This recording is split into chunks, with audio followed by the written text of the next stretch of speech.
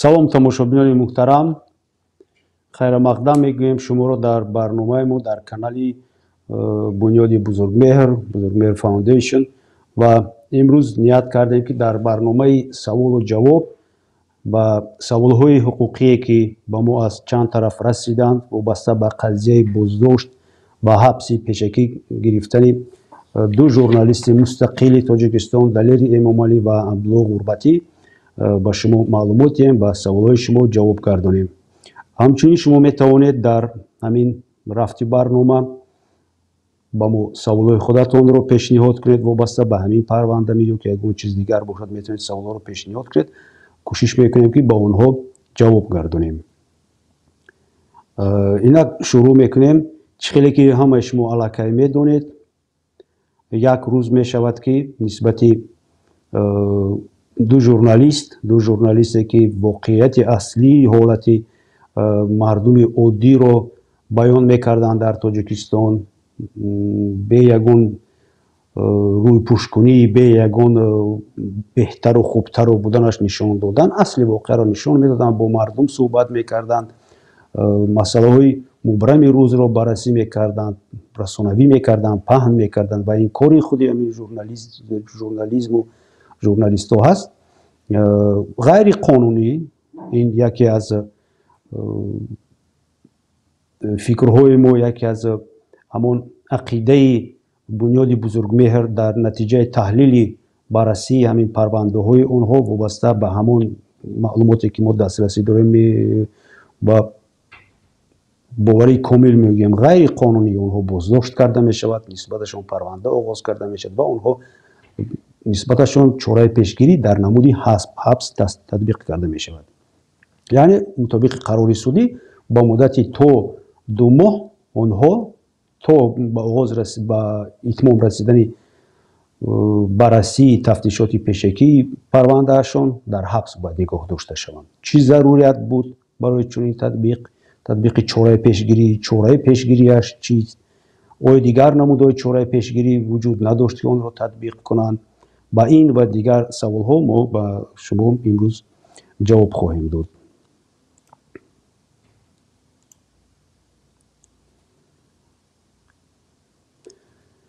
пеш аз оғози барнома як бор дигар бихостам ба шумо муроҷиат кунам ва аз шумо хоҳиш кунам ки касе ки то ҳол дар канали мо, дар канали Бузургмеҳр Foundation обуна нашудааст, марҳамат обуна шавед, лайк монед, барномаро паҳн кунед байни дӯстону ёру рафиқони худатон, то ин ки онҳо низ дар бораи ҳуқуқ ва уҳдадориҳои худашон, дар бораи ҳуқуқ ва уҳдадориҳои мақомоти қудратӣ, дар бораи роҳҳои ҳимоя кардани ҳуқуқҳои худ хабардор шаванд.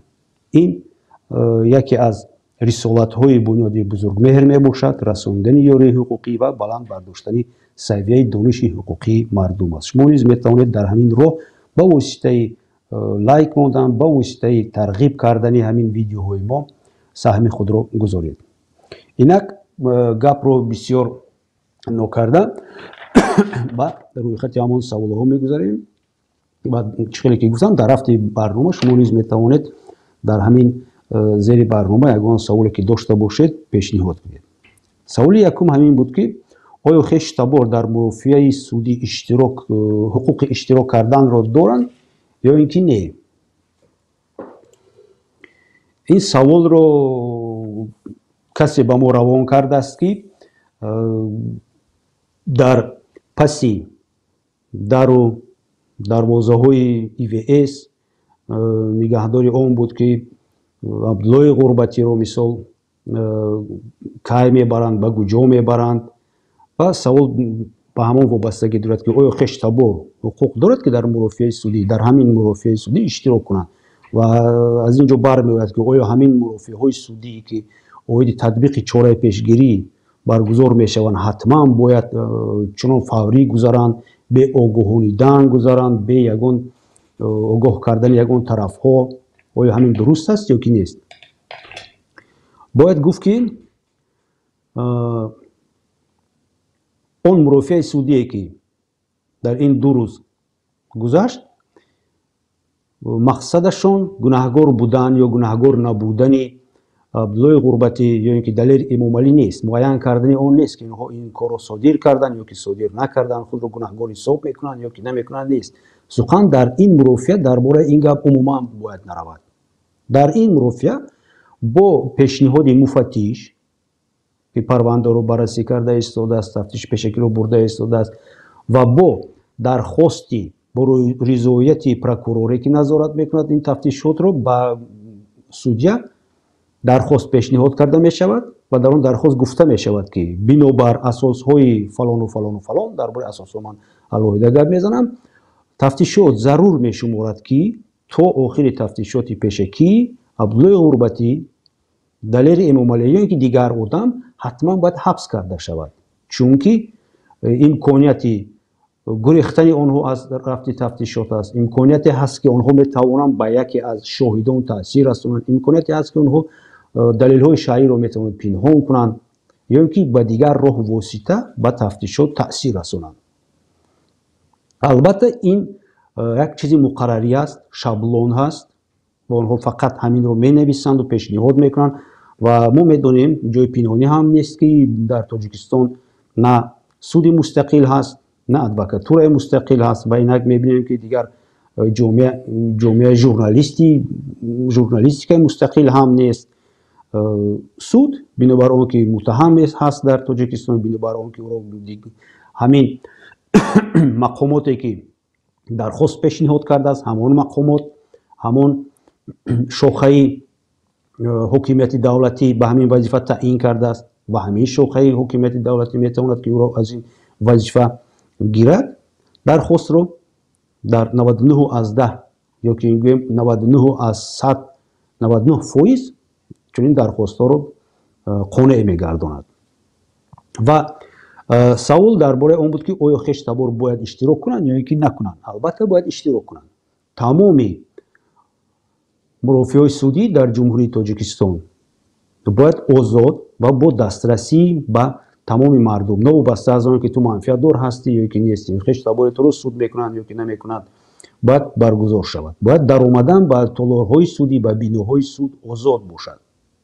ранги вазъи ҳозираи Тоҷикистон не ки вақте ки медароед шуморо мепурсанд кадом қаравулҳое аст ки кадом частни охранни предприятия ба гуфти рӯсо куҷо меравед, барои чӣ меравед, чӣ масъалақати меравед, ҳол ки ин масъалаи шахсии худатон аст, ин ҳуқуқи конститутсионии шумо ҳаст. рафта аз адолати судӣ як хабардор шудан ки киро суд мекунад, чӣ хел суд мекунад, канег бинем.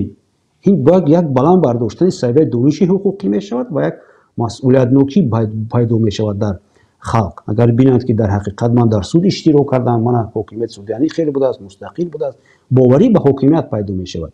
вале ҳокимияти судии мо ба монанди дигар намудҳои ҳокимият, шохаҳои ҳокимият дар Тоҷикистон пинҳонкор ҳастанд, аз халқ фаъолияташонро пинҳон мекунанд, на ба пеши ягон вазир даромада мешавад, на ба пеши ягон судя даромада мешавад ва маҳдуд кардани ҳуқуқҳои шумо вобаста ба дар бораи ҳам хештаборҳо бисёртар наздиктар гап занем, маҳдуд кардани ҳуқуқҳои хештабори онҳо, хабар надодан, фиреб кардани мардум оиди он ки имрӯз баррасӣ намешавад парванда, рӯзи дигар гузарондем ва пинҳонӣ бурда ӯро муҳокима кардану мана татбиқ кардани чораи пешгирӣ, ин шоҳодат аз он аст ки баррасӣ ки тамоми баррасии ояндаи ҳамин парвандаҳои журналистони мустақил, ин парвандаҳои метавонем гӯем ки сиёсӣ аст, барое ки онҳо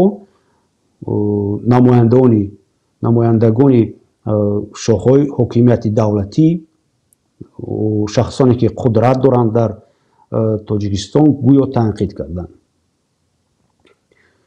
албатта ки суд ба хештабори на далери эмомалӣ, на ба хештабори ман, на ба хештабори ягон каси дигар дархост ё ки мактуб равона мекунад ки имрӯз ё пагоҳ соати фалон дар фалон суд мо баррасии парвандаи наздики шуморо мекунем. инро шумо бояд хештабор дар алоқа бо адвокататон бошед. адвокат низ набояд ба ҳар як занг задани мақомоти тафтиш, судя дарал парида ҳозир шаваду گوید که من تیار بیاید بررسی پرونده رو کنیم، برای که مهلت‌های شما مفتشان تمام شده ایستادند. یکی از بهانه سود، یکی از بهانه مفتشان و پروکوروران که تیز چون پرونده ها رو میگذرانند و همین عملیات‌های تفتیشاتی و عملیات‌های مرافعه رو میگذرانند، بهانه‌شون همین است که مهلت‌ها گذشته ایستادند، حتما بیاید حاضر بیاید ما این کار رو میکنیم. ادوکات‌های ما باشند پریده دویده همین عملی آنها در این کار آنها مساعدت میکنند. ادوکات چونی باید نباشد. ادوکاتور نهادی مستقل است، اتحاد مستقل حقوقشناسان هستند. آنها وابستگی باید نداشته باشند از حکومت، نه درباره پروکوراتور و میلیسیا و دیگرشان سخن هم نمیگیم. ادوکات وقتی که خبردار میشود که بررسی سودی اوید تطبیق چاره پیشگیری نسبت زیر حمایش برگزار میشود و همچنین ادوکات حلال باید که خویش تبار او انسان رو آگاه کند که من شما میتونید در مرافعه اشتراک کنید، بینید، با اونها رو دعوت کند، درآیند اونها به سود. وقتی که مثال اون خویش تبار رو راه نمیتیند، ژورنالیستان رو راه نمیتیند، باید ادوکات اعتراض کند که برای چی شما راه نمیتید؟ آخر پرونده پنهانی نیست کو، پرونده مخفی نیست کو، یگون سری دولتی در اینجا فاش نمیشود. فقط در اینجا ما بررسی میکنیم که آیا ضروریت هست که همین انسان ها رو ما تو مدت 2 ماه حبس کنیم یا اینکه ضروریت نیست که ما اونها رو حبس کنیم. من اگر در چیز میرم در اینجا یگون جزئیات پرونده نمیرود که فاش شود، یگون معلومات و تاثیر رسانی شود به خودی تفتیشات. البته که خویش تبار، نزدیکان، ژورنالیستان، واسطای اخبار عامه و حتی راهگذاری که از کوچه میگذرد حقوق اشتراک کردن در چنین پرونده ها را دارد. اینک سوال دوم،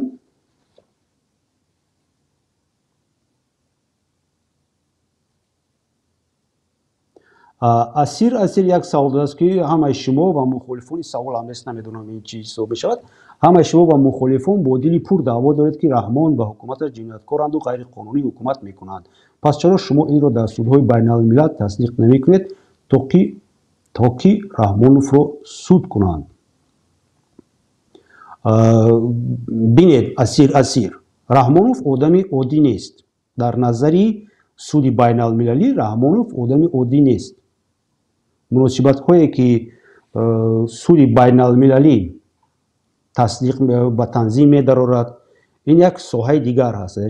ریمسکی استاتوت میگویند و در آنجا اما همین نوشته است که کدام افراد رو به سود بین المللی برای کدام کردار و رفتارش ممکن است که به سود سپارند. و این کار آسان هم نیست که یکی از رهبران دولت ها رو گرفته به سود سپارید. دلیل باید باشد و برای دلیل جمع کردن باید همکاری همون اهالی باید باشد. شما مثلا خود شما اسیر با یگون مخالف در علاقه هستید، شما برای تصدیق کردن همین گپ هایی که من چقدر فهمیدم شما میخواهید که رحمانوف رو به سود بین المللی دیدن، چی دلیل ها رو پیشنهاد کرده میتونید؟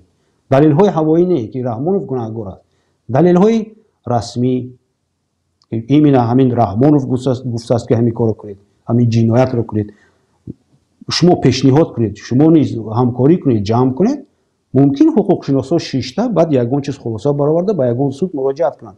وقتی که از طرف اهالی دستگیری سست است، درباره پیشنهاد کردن یگون عریضه با یگون سود بین المللی سخن هم نمی رود. باید معلومات دلیل پوره باشد. پامیر نفسه که پنهان نه و قانون نیست. چی میکنی پریمو گپی راستگویی. پامیر به فکرم نمیفهمد سخنانی مرا. من راست گفته استم و کوشش میکردم که باز یک سوال دیگر آورده. من از روی قانون گفته ایستادم. پامیر خلاصه برآوردن این کاری شما است. پامیر نه از که چی بود در تاجیکستان کسی که گپی راست میگوید او رو تروریست میگویند. البته تروریست میگویند برای که شما گپی راست رو باید نگویید. گپی شما نباید از گپ و همون چارچوبه‌ای که حکومت امروزه تاجیکستان یا ایمیج تاجیکستان رو تشکیل کرده است ва аз ҳамин имиҷ истифода мебарад, маблағҳои бисёре ба даст мебарад, ҳамчун грант, ҳамчун ҳимоя кардани манфиатҳои гӯё Русия ва Аврупо оиди нигаҳ доштани он мавҷи бениҳоят вазбини екстремизму терроризм ки аз Афғонистон гӯё таҳдид мекунад ба Тоҷикистону ба дигар давлатҳо грант мегиранд. Ва вақте ки шумо дар ин ҷо гапи ростро мегӯед, гапи рости шумо ба сиёсати ҳукуматдорон мутобиқ намебиёяд. бинед, вақте ки далери Эмомалӣ, мавзӯъ умуман дар бораи онҳо бояд бошад, ба ҳамон тараф меравем, вақте ки далери Эмомалӣ ба пеши корхонаи Бек Сабуров медарояд, муносибати қаравулии корхонаро бинед, муносибати худи Бек Сабуров бинед, вазир ришвфашаш ногирифтагӣ, ранги як мастзадаву авбош корманди давлатӣ, хештабори президент бо бояд вай намуна бошад чӣ хел автобашара дорад. вақте ки мо мебинем ки вай дар вақти кориаш дар кабинети кории худаш ба хонафурӯшӣ машғул аст, вақте ки ба ӯ умуман тиҷорат мумкин нест, ин фош карда мешавад. вақте ки дар бораи амалҳои мақомоти намояндаҳои мақомоти қудратӣ вақте ки шиканҷа мекунанд, зӯроварӣ мекунанд, таҳқир мекунанд ба сокинони маҳаллаи Панҷшер, чӣ хеле ки далер Эмомалӣ нишон дод, ҳамон зана худаш гуфт, пояшро нишон дод ки маро заданд, ҳақорат карданд. мана ҳамин чизҳоро вақте ки шумо фош мекунед, албатта ки шумо маъқул нестед. ва бинед, як гапе ки далер Эмомалӣ як бор писари ҳамон як террористи ашадии дигаре ки номаш ёдам баромад, ришаш мана ҳамин қадар автомат дар дасташ аст, 92-93 сол зада будааст. Абдураҳим писари ӯро дар кӯча мебинад, мегӯяд ки ту маро таҳқир кардӣ, чунин суханҳо гуфтӣ. ва мегӯяд ки барои чӣ шумо дар бораи беҳбудиҳои кишвар намегӯед? шумо бояд гӯед, охи мебахшед, барои беҳбудиҳои кишвар 7 телевизиони давлатӣ ҳаст, аз Баҳористон ки сар карда то варзиш ҳама дар бораи беҳбудӣ мегӯяд. дар бораи мушкилӣ ки гап мезанад ё ки умуман мушкилӣ нест. ана вақте ки мушкилие ки шумо гуфтед, шумо ҳатман аввал экстремист мешавед. шумо оҷа гапатон камтар нодуруст аст. экстремист террорист не. террорист одаме ки ягон амал мекунад. экстремист одаме ки таклиф мекунад ки ягон масъаларо бо роҳу воситаи ғайриқонунӣ ва экстремалӣ, яъне ки ҷиддӣ ислоҳ кунем. ин саволи шумо буд. саволи дигар ки ба мо расидааст нависта мешавад ки киро хабардор мекунанд дар бораи чунин мурофиаҳо. гап дар бораи мурофиаҳои оиди қабул кардани ягон чораи пешгирӣ ҳаст. албатта ки муфаттиш, албатта ки суд фақат адвокатро даъват мекунад, хабардор мекунад ва худи гумонбаршудае ки дар он ҷо аст. ва бояд ин чунин мурофиаҳо ҳатман дар толорҳои судӣ гузаранд, на ин ки дар даруни ИВС ё ки дигар ҷо. мисол ман мисоли оддии худамро оварда метавонам ки вақте ки маро 2016 сол боздошт карданд, баъди 3 рӯз дар даруни ИВС, дар ҳамон утоқи кории раиси ИВС маро суд карданд. ҳарчанде ки судя гуфт ки охир амалҳои Ҷамшед Ёров ба аф туғри меояд, чӣ ба шумо дархост пешниҳод кардед? боё гуфтанд ки бояд ҳамин хел бошад. хай суд карданд, моро муҳлати ҳабсамона 2 моҳ доданд. ва судя баъд дар охир гуфт ки ҳамаро пеш кард, баровард ва гуфт ки ман бо Ҷамшед як суҳбат мекунам. гуфт ки ҳамин хел аст зиндагӣ, ту аз ман ғараз надор, ягон чиз нагӯ, маҷбурем ҳамин корро кунем. бидед, судя эътироф мекунад ки ӯ вобаста аст аз қарори пешниҳод мекардагии прокурор. албатта дар ин ҷо дидед, восита робитаро дидед. вақте ки гӯё далер Эмомалӣ амалҳои прокурори ноҳияи Фирдавсиро ошкор мекунад, оиди ғайриқонунӣ, оиди гирифтани мисол пораву дигар нисбати ҳамон сокинони маҳаллаи Панҷшер ва баъд аз чанд рӯз оиди латукуби худаш, оиди шиканҷа нисбати худаш гап мезанад, прокурор аллакай ғарази шахсӣ дорад. ва бинед ки маҳз ҳамон прокурор, ҳамон прокуратурае ки нисбати Абдулло Ғурбатӣ ғараз дошт, нисбати далери эмомалӣ ғараз дошт, дархост пешниҳод мекунад ба суд ки ҳамин одамро шумо гиред суд кунед. дар инҷо беғаразӣ дида мешавад. албатта ки ғараз аст. дар инҷо худи суд бояд рад мекард чунин дархостро. мебахшед, дархостро шумо накунед, барои ки шумо одами манфиатдор ҳастед. ба гуфти худатон шуморо дар содир кардани кадом ҷинояти вазнин ин одам айбдор кардааст. ин шахс шуморо гуфтааст ки шумо ва кормандони шумо маро таҳқир кардед, задед, осеби зарар ба саломатиам расондед ва боз шумо дархост пешниҳод мекунед биёед инро ҳабс кунед. инро як мақомоти болотар бояд мекард, на ин ки мақомоти худи ҳамин ноҳияи фирдавсӣ тафтишотро мебурд. ин яке аз дигар хатогиаш аст. чӣ хеле ки гуфтем, фақат муфаттиш, фақат адвокат даъват карда мешавад ва адвокат вазифадор аст. агар вай профессионал бошад, хеш табор дигар расонаҳоро хабардор кунад, то ин ки омада дар мурофиа иштирок кунанд. ин ҳам ба худи адвокат як фоидаи дигар дорад ки пагоҳ дар назди хеш табори ӯ гуфта тавонанд ки мебахшед, ман ҳамин корҳоро иҷро кардам, ман ҳамин корҳоро иҷро кардам, шоҳид фалон фалон фалон одамо ҳаст. саволи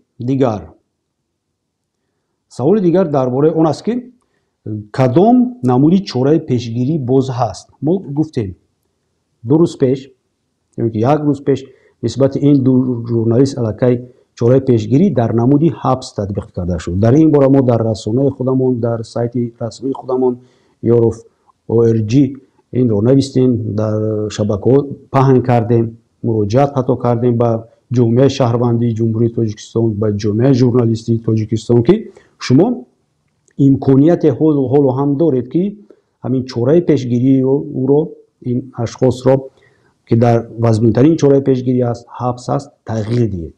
ва боз як бори дигар ҳоло ҳам мегӯям ки ҳоло ҳам шумо чунин имкониятро доред. вақте ки суд Абдуллои Ғурбатӣ, Далери Эмомалиро айни ҳол ба муддати то 2 моҳ ҳабси пешакӣ кардааст, ин маънои онро надорад ки ягон шикоят кардан мумкин нест. диққат кунед, шикоят кардан мумкин нест ман гуфта истодам. ман нагуфтам ки натиҷааш чӣ мешавад. албатта мо медонем ки натиҷааш чӣ мешавад. албатта медонем, чӣ хеле ки ман гуфтам, суди муттаҳам албатта ки рад мекунад. вале шумо дар назди виҷдони худатон, вале шумо пагоҳ вақте ки аз болои ин ҳукми ояндаи ғайриқонунии суд, аз ҳоло ман мегӯям ки ҳукми ояндаи ғайриқонунии суд шикоят мебаред, ин як марҳилае мешавад ки ба суди байналмилалӣ муроҷиат кардан ва гуфтан мо тамоми воситаҳои ҳимояи ҳуқуқи дохили кишварро риоя кардем ва натиҷааш ҳамин шуд. ба ғайр аз ҳабс боз як чанд намуд чораи пешгирӣ ҳаст. мисол гарав ҳаст, набаромадан, додани забонхат оиди набаромадан аз манзили истиқоматӣ ҳаст, кафолати шахсӣ ҳаст, нигоҳ доштан дар ҳамон казармаи ҳарбӣ, вале ба инҳо дахл надорад ва чандтаи дигар ҳаст. ҳабси хонагӣ ҳаст ки дар Тоҷикистон татбиқ ҳам намешавад ва дигару дигар. вале барои худи Далери Эмомалӣ ва Абдуллои Ғурбатӣ ба ғайр аз ҳабс 2 намуди чораи пешгирии дигар низ метавонист татбиқ карда шавад ва боз мегӯям ки метавонад татбиқ карда шавад. агар шумо як бори дигар боз ҷасорат кунед, навиштани мисол дар интернет лайк монеду, плюс монеду, озодӣ ба Далери Эмомалӣ, бале ин хуб аст, не ки ин ягон ҳуҷҷате нест мурофиавӣ ки ба ягон рафти мурофиа ягон дахолат кунад.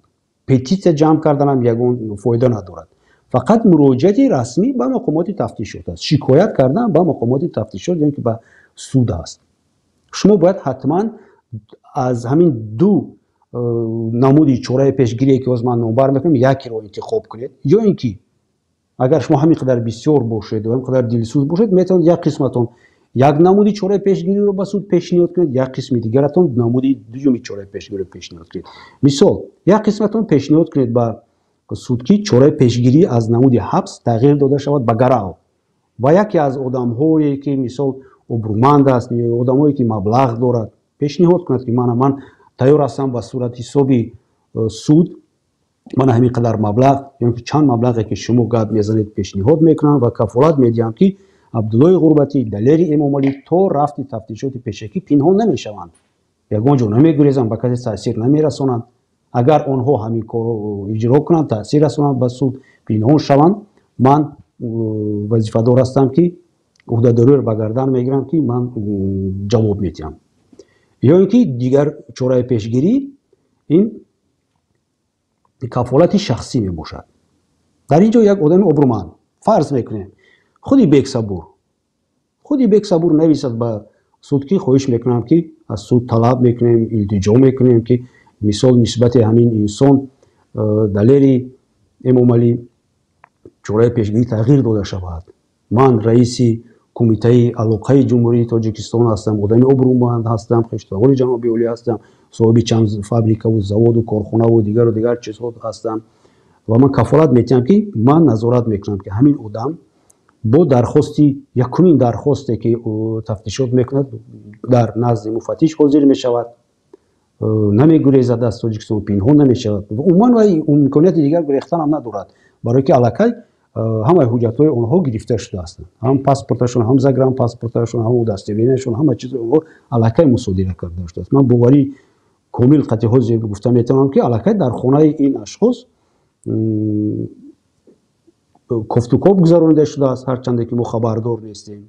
Тафтишот аллакай ин корро кардагӣ аст, кофтукоп гузаронида шудааст. ҳамонам бе ягон санксия, ман боз гарантия ба шумо метиҳам ки ягон санксия, иҷозати судӣ ҳам нест. тафтишоти мо ҳоло ҳамин хел мекунад ки мо бояд ҳамин кофтукопро гузаронем, баъд иҷозатро заднем числом аз суд мегирем. суд маҷбур аст охития дигар чӣ кор мекунем, кофтукоп гузаронда шуд ку. барои ҳамин ду роҳи ҳимояи ҳозираи Далери Эмомалӣ ва Абдуллои Ғурбатӣ ҳаст.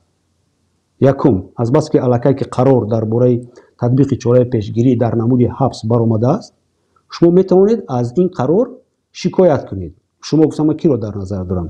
қонун мегӯяд ки аз дилхоҳ қарор, амр ё ин ки фармони муфаттиш, таҳқиқбаранда, прокурор, суд дар дилхоҳ марҳила метавонад ки шикоят бурд одамон. ва ҳамин шикоятҳои шуморо бояд дар муддати то 3 рӯза мақомот дида бароянд ва хулоса бароранд. фақат нав як рӯз гузаштааст аз қароре ки онҳо қабул карданд. шахси манфиатдор метавонад ки аз болои дилхоҳ қарори муфаттиши суд шикоят кунад. шахси манфиатдор дар инҷо ки аст?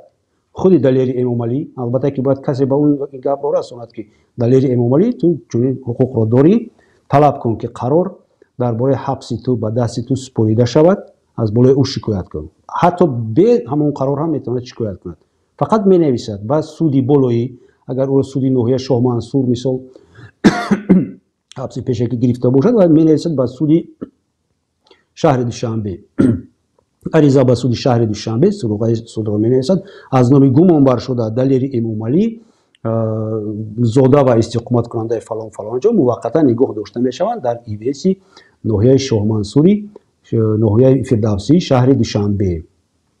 баъд менависад шикоят санаи фалон фалон рӯз бо қарори суди ноҳияи кадом ноҳияе ки бошад набошад, ноҳияи мисол фарз мекунем Фирдавсӣ нисбати ман чораи пешгирӣ дар намуди ҳабс қабул карда шуд. аз татбиқи чунин қарор ман норизо ҳастам, бо сабабҳои оне ки асосҳои кофӣ барои қабули чунин қарор вуҷуд надошт, онро ғайриқонунӣ ҳисоб мекунам ва аз болои ӯ шикоят мекунам. хоҳиш мекунам ки қарор ғайриқонунӣ ҳисобида шуда чораи пешгирӣ нисбати ман ба намуди набаромадан аз манзил ё ин ки гарав ё ин ки кафолати шахсӣ тағйир дода шавад. ман оддитарин чиз, ҳарчанде ки мумкин шуморо судиё гӯянд ки аввал бояд шумо нусхаи қарорро дар аризаатон замима кунед, вале ки шумо дар нусхаи қарора суд намедиҳад, чопам кардагӣ нест.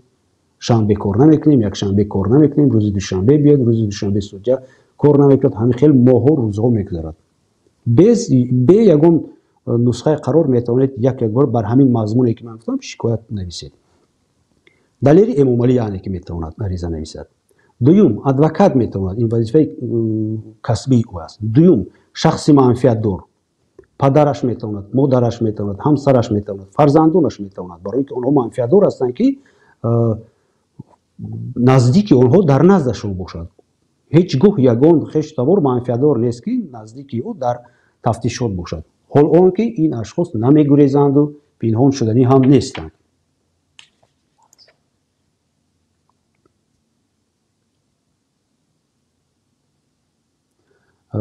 халил халилдбей нависааст: ассалому алайкум бародар ҷамшед. Савол: оё Созмони Милали Муттаҳид ин воқеаҳоро чӣ шаҳр медиҳад нисбати нодавлатии суди Тоҷикистон? Созмони Милали Муттаҳид, ҳамон ниҳодҳои Созмони Милали Муттаҳид хеле ки аз ҳамон нигоришҳояшонро мо мехонем, мебинем, умумӣ гап мезананд. дар ҳамаи давлатҳо онҳо умумӣ гап мезананд. Мо сахт нигарон ҳастем. Ин ҳолат моро сахт ташвиш медиҳад. Чунин набояд бошад. Вале дар асл лаҷоми ҳукуматро вақте ки ҳукумат аз чорчӯбаи қонунҳои худ нависта берун мебарояд, на ба Созмони Милали Муттаҳид бояд дод, на ба ягон ташкилоти ғайри давлатии хориҷӣ дод. Миллат худаш бояд ҳал кунад. худи ҳамон мақомотҳои дохилии миллат бояд ҳал кунанд. Прокуратура дар асл бояд, вазифаи прокуратура ҳаст. Прокуратура вазифаи омбудсмани Ҷумҳурии Тоҷикистон аст, ваколадор оиди ҳуқуқи инсон, ва вазифаи ҳар як шаҳрванд аст. айни ҳол мо мебинем ки мушкилӣ дар болои ду намояндаи яке аз ниҳодҳои ҷомеаи шаҳрвандӣ, журналистика, ки бояд мустақил бошад ғалтидаст, ва бояд ҳамин вазифаи аввалин дараҷаи журналистони Тоҷикистон аст, иттифоқи журналистони Тоҷикистон аст.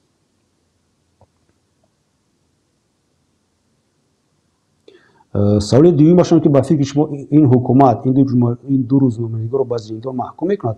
Албатта ба зиндон маҳкум мекунад, дигар роҳ нест. барое ки ҳамон механизм аллакай ба кор дароварда шудааст, ба он меравад. Албатта зиндонӣ мешаванд ё ки бо ҷаримаҳои вазбин мебаранд. Агар мо дар ин ҷо ягон кор ё амалеро ба ғайр аз лайк мондану плюс мондану дар интернет, дар фейсбук озодии холӣ навистан накунем, ягон амал кунем дар ҳақиқат.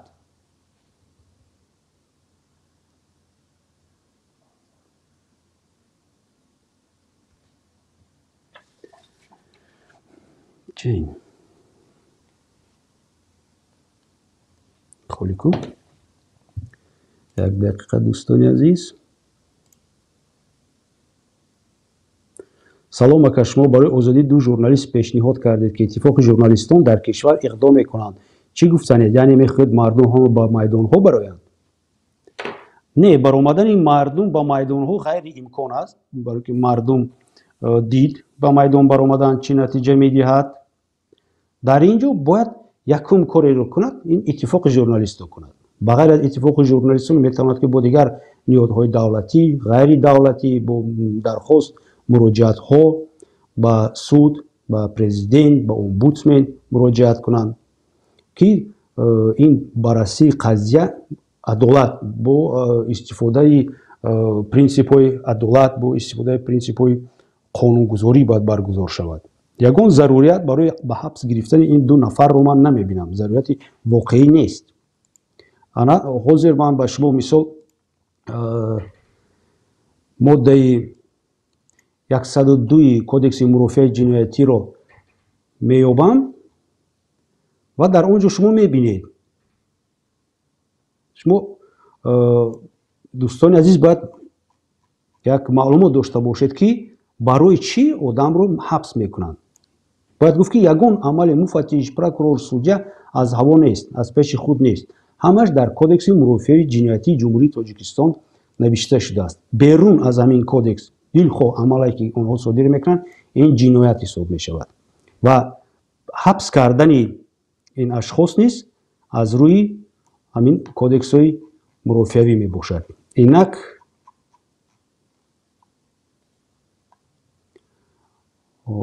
ҳоло ман моддаи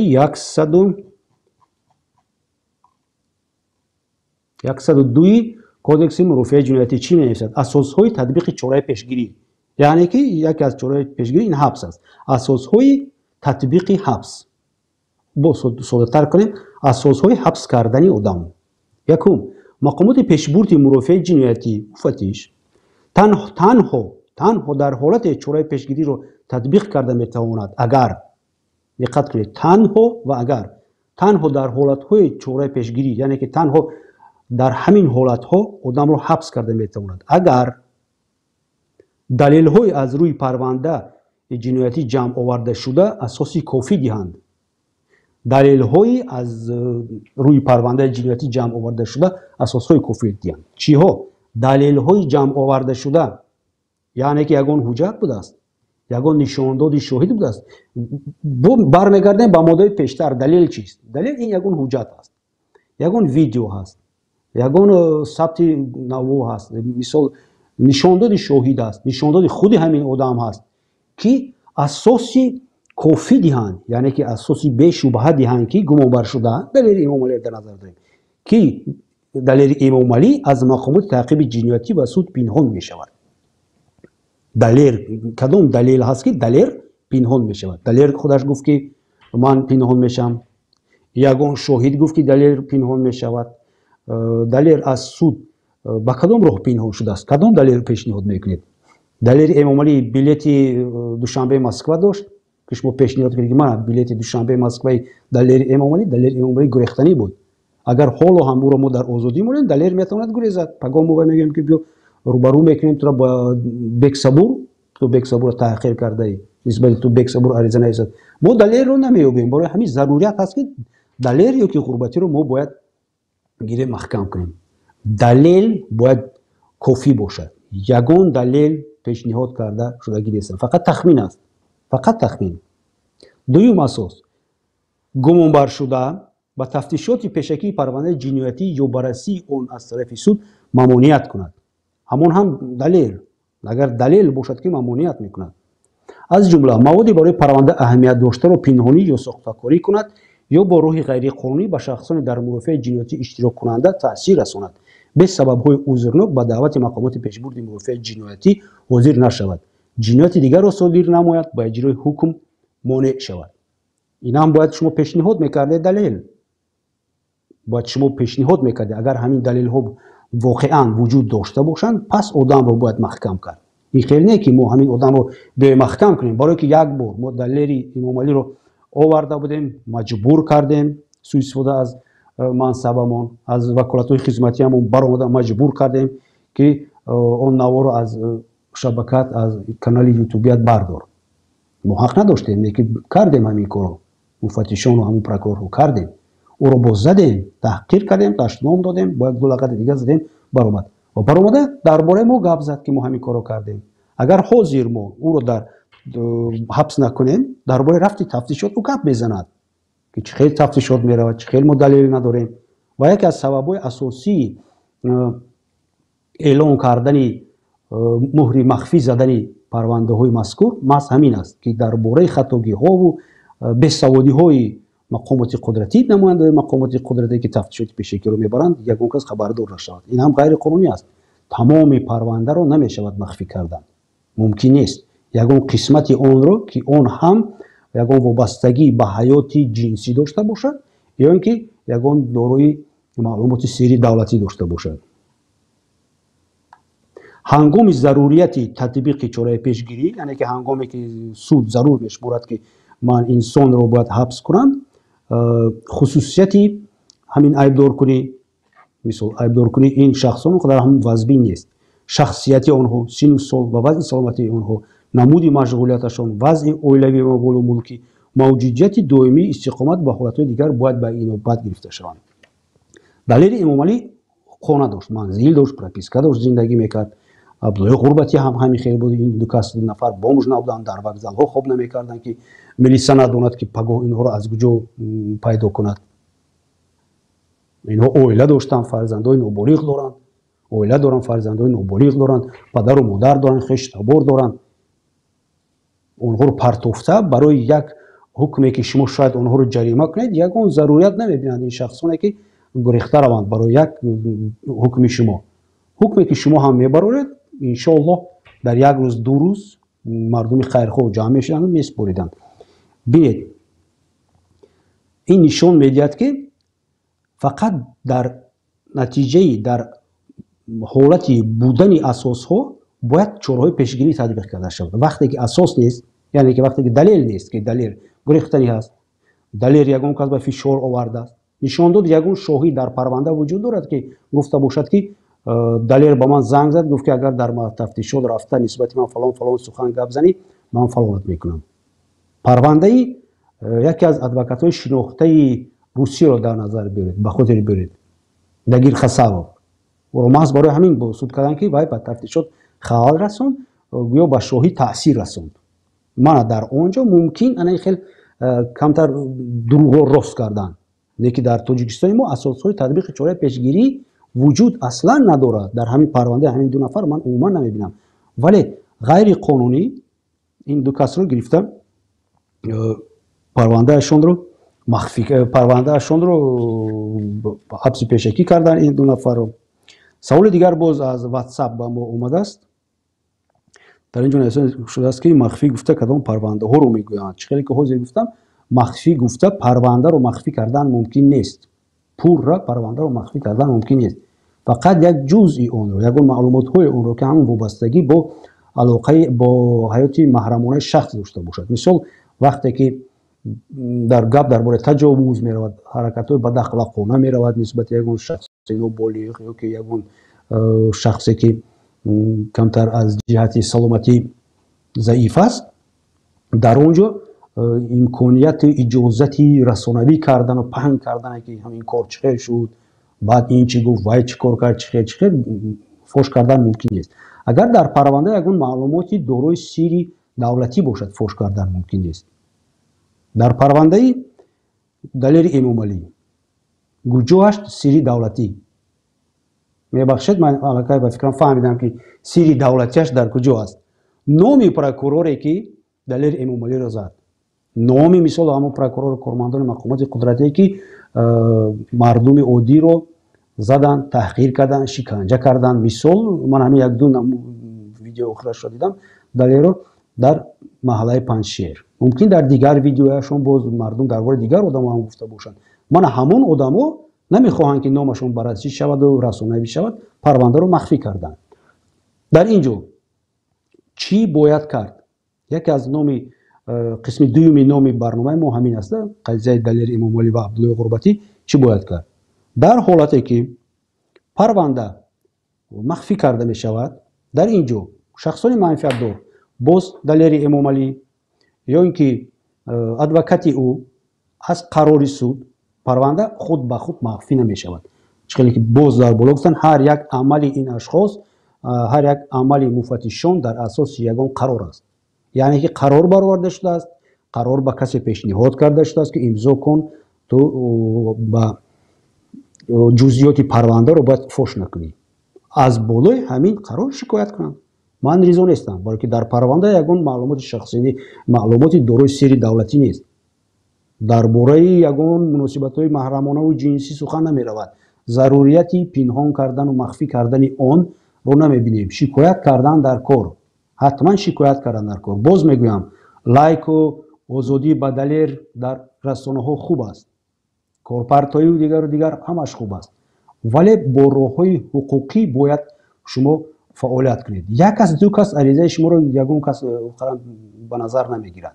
вақте ки иттифоқи адвокатҳо, вақте ки майлаш иттифоқи адвокатҳо накард, иттифоқи журналистони Тоҷикистон накард, вале 4-5 журналист ариза нависед, пешниҳод кунед, расонавӣ кунед ба забони англисӣ, ба русӣ, ба тоҷикӣ, дастаҷамъона дар чорчӯбаи қонун амал кунед, ман боварӣ дорам ки ягон натиҷаи хубтар медиҳад. барое ки ягона коре ки намояндаҳои мақомоти қудратӣ метарсанд, расонавӣ кардани ному насаби онҳо. ва яке аз сабабҳое ки парвандаро махфӣ кардан ҳамин аст ки ягон кас хабардор нашавад ки Далери Эмомалиро зад ё ин ки не.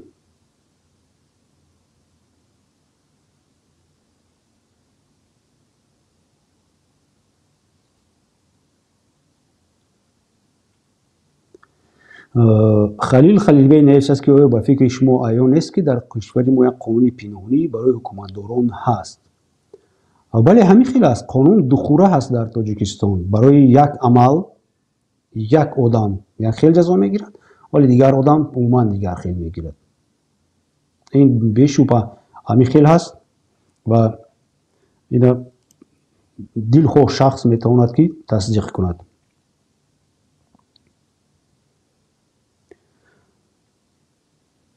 و یکی از سوالهای آخران این است که چی باید کرد که دیگر چاره پیشگیری انتخاب شود. باز خاطررسان میکنم که تمام امکانات ها در دست شما هست. مردم کشور، همون شخصانی که یک آبرو دارید در نزد حکومتداران، یک آبرومند هستید، مردمی ثروتمند در تاجیکستان که شما نیز میخواهید که دلیر آزاد شود.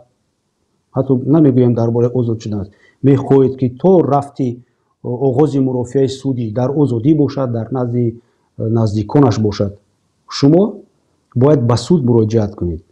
شما باید با ادوکات او عبدالرحمن شریفов به فکرم علاقه برایید که یک جایگیش شکایت از بالای قرار سود باید تطبیق چاره پیشگیری کرده شود.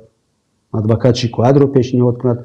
شما حجت های خودتان رو باید پیشنهاد کنید در این شکایت. ضمیمه با عریضه‌تون که من رضا هستم که کفالت شخصی دهم. ادوکات رفته مثال از خود عبدالله غربتی که دلیر امام علی روزگی خطی او را گیرد که بله من رضا هستم که همین آدم کفالت شخصی من رو دهد. من در عریضه اونها رو دستگیری میکنم، قسم میخورم بیایی که عهده‌دار میشوم که از مقامات نمیگریزم، به کسی فشار نمیارم، از خونم حتی نمیبرایم. من این کارو کردم. یعنی که دو نمودی چاره پیشگیری هست که میتوانیم عوض کرد. یکم گراو باید گراو سپاریده شود و صورت حسابی بانکی و این گراو هم معنی وای ندارد که شما پول میسپارید پولتون نابود میشود. نه، اگر دلیل امام علی که عبدالله غربتی گریزن باید پولتون به دولت میرود. ولی وقتی که همین مهلت حبس تمام شد مبلغ شما برگردانده به شما داده میشود. دیگرش این کفالت شخصی است. یکی از آدمان آبرومند رئیس اتفاقی ادوکات‌های جمهوری تاجیکستان، اتفاق ژورنالیستان جمهوری تاجیکستان، فقط ادوکات‌های تاجیکستان میگم برای که یک مانندی است در همین دو تشکیلات. نزدیکان و همون اعضای خودشان را مقرم حمایت هم نمیکنند. اونها رئیس اتفاق ژورنالیستان تاجیکستان میتواند که مثال با برآمدن، با علاقه کردن با ادوکاتشون، با ادوکات دلیری امام علی و دیگر برای تطبیق چاره پیشگیری رو عوض کردن یک مساعدت کنند. میگن که ما کفالت شخصی میدهیم. من رئیس اتفاق ژورنالیستان هستم، من آدمی آبرومند هستم، من اعضای کنگرس ژورنالیستان آسیای میانه هستم یا که دیگر و دیگر. یک پروفسور میخواهد میگه که من کفالت میدهم. شرط است که یک آدم باشد، 10 کس باشید، 20 کس باشید. من همینقدر پاپکا جمع کرد کفالت های شخصی با واسطه ادوکات رفته چاره پیشگیری رو تغییر دید. مهلت هست، حالا هم مهلت دارید شما. رفته همین کار رو دیدن در کار، کردن در کار.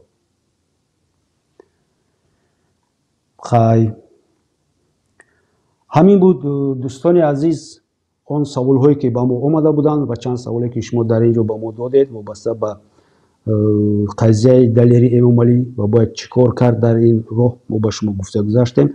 اگر با سوال داشته باشید در زیر همین ویدیو میتونید شما نویسید، ما حتما که با اونها جواب میدیم.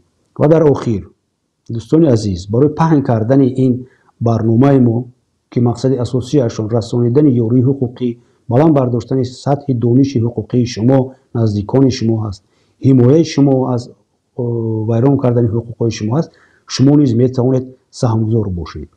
لایک مونید، پدیلیت کنید، ابونه شوید حتما و میتوانید که همیشه با زیر کردن همون زنگولچه آگاه بشوید که ما کی برنامه میکنیم، در کدام موضوع میکنیم. میتوانید تکلیف و پیشنهادهای خودتان رو اوید موضوع برنامه هامون، اوید طرز بردن اون و دیگر چی پیشنهادی دارید پیشنهاد کنید. تشکر زیاد برای اشتراکتان دوستان عزیز. تا بازدید.